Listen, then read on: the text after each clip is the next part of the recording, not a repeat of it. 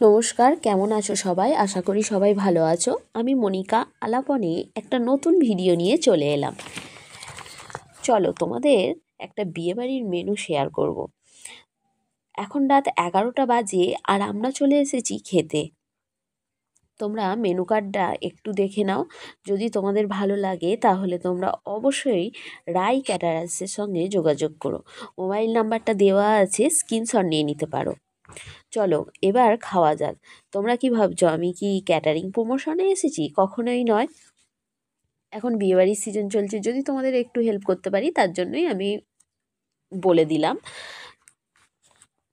চলো এবার প্লেট বার করে নিয়েছি আমি।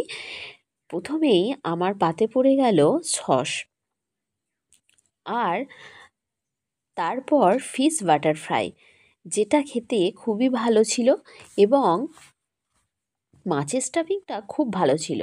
মাছটা খুব ফ্রেশ, যেটা খেতে খুব ভালো লেগেছে আমার। স্যালাডের সঙ্গে খেতে তো আরও দুর্দান্ত লাগছিল। তারপর পড়ে গেল রাজকচুরি।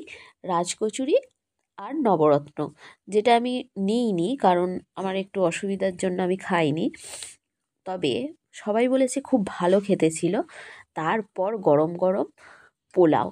পোলাওটা যদিও ঝরঝরে ছিল না, কিন্তু মাটনটা খুব ভালো আর এবং ফ্রেশ ছিল, যেটা খেতে খুব ভালো লেগেছে আমার। আর তারপর চাটনি আর পাঁপড়। চাটনি পাঁপড়টা না খেলে মনে হয় যে কি খাইনি, খেতে খুব ভালো লেগেছে। তারপর বাটার রোল, আইসক্রিম, পান নিয়ে চলে এলাম। আমার ভিডিওটা কেমন লেগেছে অবশ্যই জানাবে, লাইক কমেন্ট করতে যেন ভুলো না, আর সাবস্ক্রাইব করে দিও আমার চ্যানেলটাকে। টাটা।